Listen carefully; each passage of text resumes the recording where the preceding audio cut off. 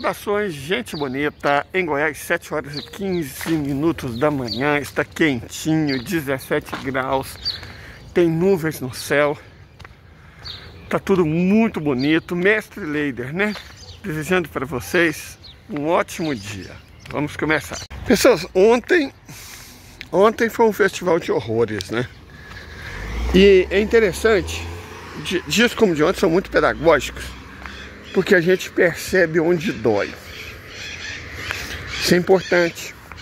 Como nós falamos, estamos em guerra, certo? Isso aí ontem ficou cristalino.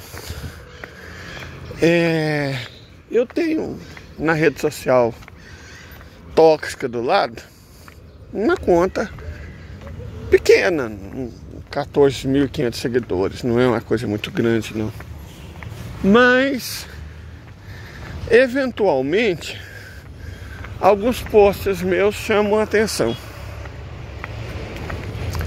E eu queria começar pelo de ontem, que chamou muita atenção. Inclusive levou trolls muito agressivos para nossa live. Não vou postar aqui os vídeos porque eu já aprendi o suficiente, né? Teve uma vez que eu postei aqui uns aplausos que aconteceram nos Estados Unidos e eles tiraram meu vídeo do ar. Dá muito trabalho fazer, gente, sério. Vocês não, às vezes, não sei, é claro que ninguém acha que eu simplesmente acordo e aí começo a falar do nada. Não, a gente tem que fazer roteiro. A gente tem que fazer um roteiro, a gente tem que pesquisar, às vezes a gente tem que buscar imagens. Então dá trabalho. Então quando a plataforma tira o vídeo da gente do ar, sabe, dói. Não vou mentir pra vocês não. É chato. Enfim. A discussão, acho que a discussão do parlamento, acho que eu posso colocar. Deixa eu colocar ela aqui. Essa eu coloquei porque o Insta permitiu. E o Insta é muito mais rígido do que, né? Então, a discussão do parlamento dá uma ideia para vocês do circo de horrores. אני לא יודע אם יודעים, אבל יש אירוע כרגע בשדה תימן שמשטרה צבאית הגיעו לעצור חיילים ששמרו על מחבלי נוח'בה. והחיילים בשדה תימן, מתקן מעצר של מחבלי נוח'בה, ומשטרה צבאית שם הגיעה לעצור כמה לוחמים שם שכנראה בגלל איזשהם טענות של יחס למחבלי נוח'בה, ויש שם אירוע של התבצרות וכולי. הטרלול שהמדינה שלנו נכנסת אליו סביב הסיפור הזה הוא מטורף וצריך להפסיק אותו, ואני חושב שצריך פה לתת דוגמה אישית, ואני אומר עכשיו, ואני קורא לחברי הקואליציה לעשות כמוני, אני קם ואני יוצא מפה, ואני לא הולך להצביע יותר על שום דבר, עד שהסיפור הזה והטרלול הזה, שיש מי שבפרקליטות חושב שאפשר לבוא ולעצור חיילים על דברים שעושים למחבלי נוח'בה, לא נגמר. אוקיי? ואני מאוד מבקש, ואני חושב שחבריי בקואליציה טוב יעשו, אם יעשו כמוני. אנחנו לא יכולים להמשיך כרגיל. להכניס מקל לרקטום של בן אדם, זה לגיטימי? כן, אם הוא נוח'בה, הכל לגיטימי לעשות לו. הכל. הכל. זה מה שרציתי. הכל, האנשים האלה, אתה יודע מה עשו? אוקיי. טוב. יש דברים שלא עושים. O que estava sendo discutido no parlamento do Estado ilegítimo? Se estuprar era legal ou não. Sim, se isso era permitido, o estupro, por oficiais das Forças Armadas do Estado ilegítimo, das forças de repressão. O deputado que vocês viram muito exaltado disse que não. Disse que era tudo bem, tá tudo certo. Né? Diz que sim, na verdade. Porque era um palestino, se palestino nem gente é.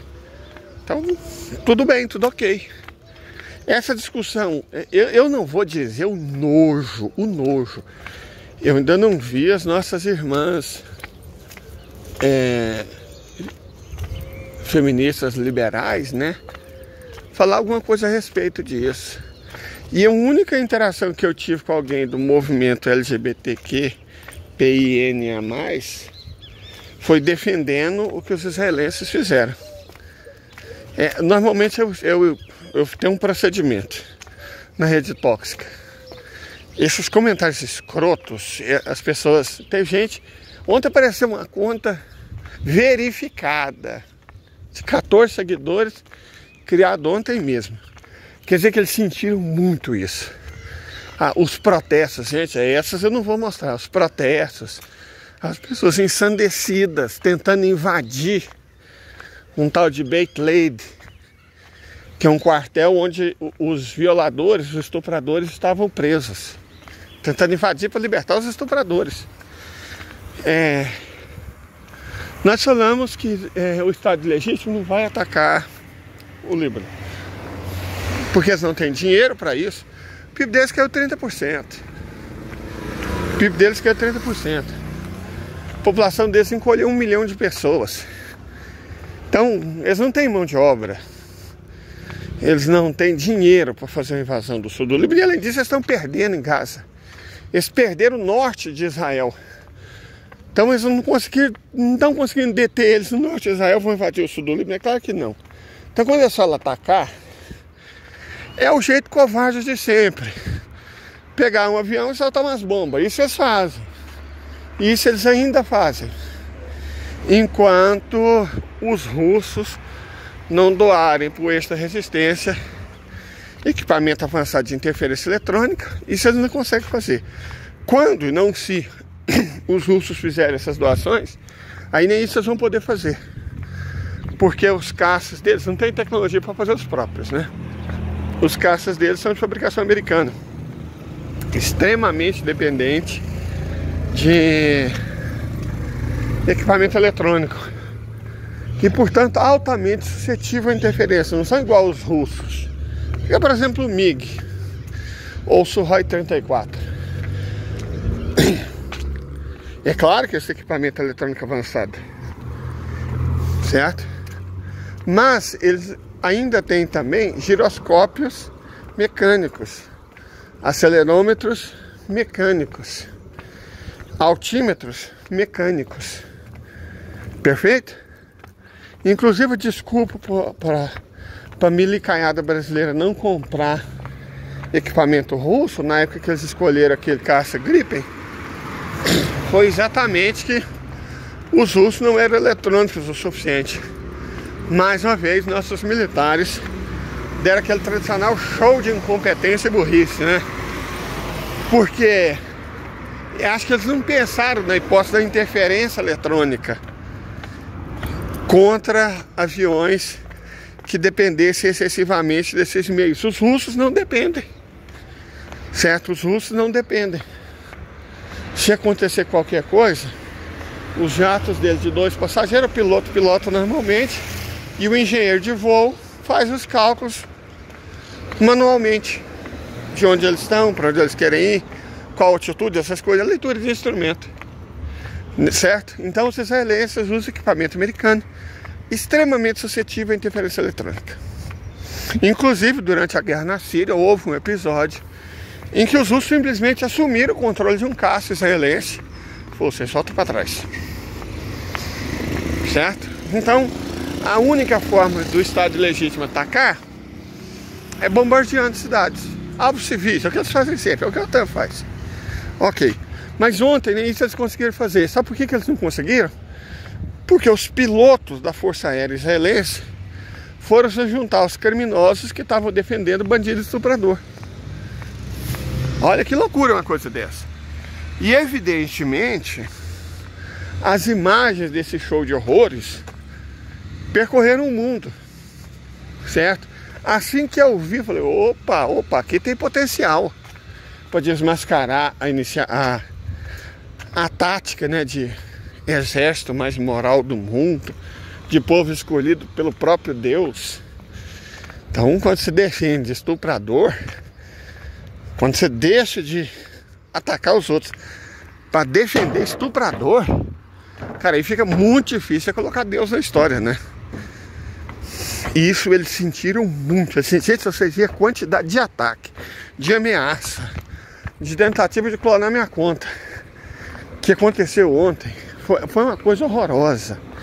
E quem participou da live viu 4 ataques enquanto eu estava fazendo a live. Então eles sentiram muito isso. Porque eles não são bobos, certo? Eles perceberam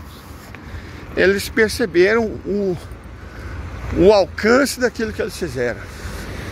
Que estava ontem todo mundo preocupado em defender imperialista, em defender extremista de direita, sob o argumento de democracia. Desde quando os Estados Unidos da América estão preocupados com democracia na América Latina? Desde o golpe de 64? Desde o golpe contra a Dilma? Desde o golpe na Argentina? Essa é a preocupação dos Estados Unidos com democracia. E foi bom ontem que desmascarou, né, muita gente supostamente de esquerda. Desmascarou muita gente. Você desmascarou gente demais da conta. Que não é uma democracia. Oh, meu Deus do céu. Não pode, o Maduro, não sei o que. E basicamente foram as mesmas pessoas que estão brigando para virar voto para Kamala Harris. O mesmo, é aquilo que eu sempre falei dos woke identitaristas. Explícito. Na primeira chance que eles tinham de demonstrar que é a favor de um governo de esquerda, eles peidaram na farofa, certo? Não hesitaram em apoiar o lado dos Estados Unidos, o lado da Rede Globo, o lado do Macri, o lado do Milei, o lado da golpista peruana. Quanto ao Boric, eu sempre disse que ele era um merda, né? Então isso não me surpreendeu, nem um pouco. Não me surpreendeu, não me espantou. Hoje... Oh, peraí, gente. Realmente, beber café, peraí.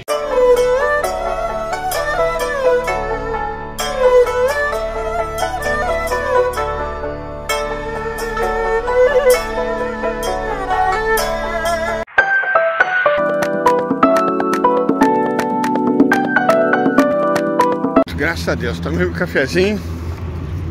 Ainda comprei 2 pão de queijo pra mim e 2 pro meu irmão. Vamos voltar.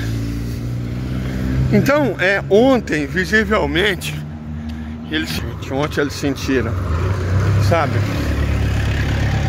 Internamente o debate foi o show de horrores que vocês viram. Mas externamente, claro que com apoio muito provável dos crentes, né? Dos evangélicos, do público fascista gospel, eles tentaram minimizar os danos. E não foi só o meu canalzinho não. Pelo que o pessoal que estava frequentando a live falou, eles atacaram uma porrada de canais,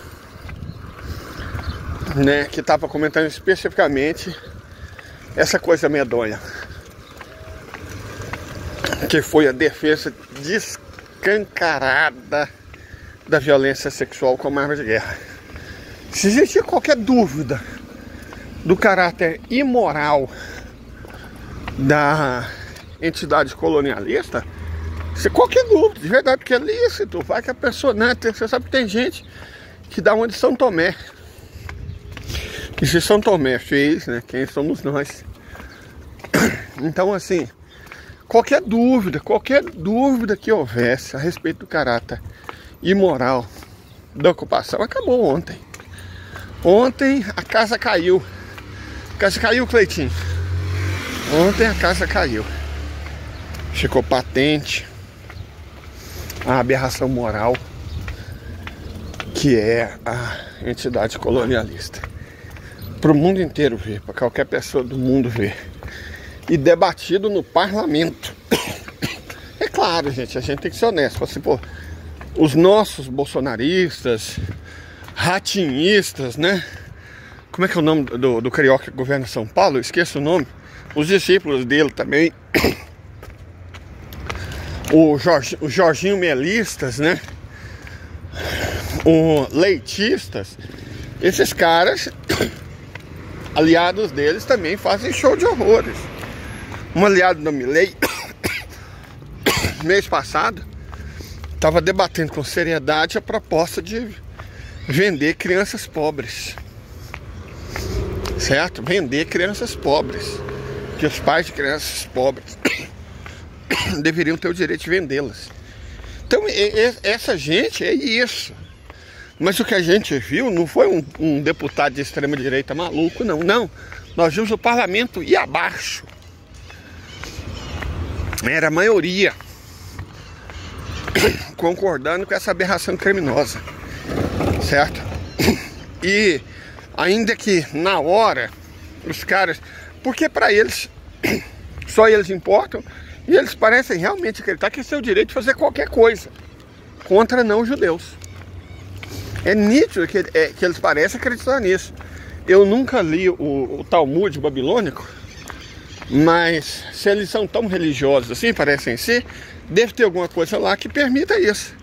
Na verdade, se vocês forem analisar os 10 testamentos, os 10 mandamentos, não tem nada contra o estupro. Não tem, né? É muito pouca referência a esse crime. Só para vocês terem uma ideia, para dimensionar o que eu estou falando, pega, por exemplo, misturar leite, queijo, né, e carne. Isso está proibido 3 vezes. 3 vezes. Então, para eles, misturar queijo e carne parece ser um problema muito maior do que violência sexual, né? E ontem isso ficou patente aqui. Então, aquela questão que eu repito sempre, da proeminência moral que Sun Tzu tanto falava, cara, perderam completamente. E aí, como lá dentro parece que eles estão imersos numa atmosfera de insanidade e não conseguem perceber que existe o resto do mundo, que o resto do mundo importa, principalmente um país de proporções ínfimas, né, e cuja população, como nós já mostramos, está circunscrita numa área do tamanho do município de São Paulo ou do município do Rio de Janeiro. Parece que externamente elas conseguiram perceber a dimensão. Aquilo não é erro, né? A dimensão do crime que eles estavam cometendo. E aí iniciaram a campanha virulenta contra as pessoas que comentavam os fatos, né? Mostravam os vídeos, comentou os fatos, foi coisa que aconteceu. Não é opinião. Aconteceu, o mundo inteiro viu, eles mesmos registraram. O impressionante é isso, eles mesmos registraram. Quer dizer que de alguma forma eles acharam que estava sendo bonito, né? Não parar para pensar. Mas as pessoas de fora que defendem eles certamente viram na hora o tamanho da... que aquilo ia dar. Foi muito interessante. Foi muito interessante porque qualquer resquício de proeminência moral, né? 6 milhões, nunca mais, acabou. Com aquilo acabou. Já era. Não tem mais nenhuma defesa moral tolerável em relação ao que eles fazem, ao que eles são e ao que eles representam. Certo? Eu não sei nos Estados Unidos, porque você tem um movimento feminista lá muito forte, né? Você tem um movimento LGBT lá muito forte. Como é que eles vão fazer para defender isso? Eu tô curioso para ver como mesmo o pessoal que fala que Gaza não tem marcha do orgulho, e agora? Porque são basicamente, os israelenses estavam basicamente estuprando homens.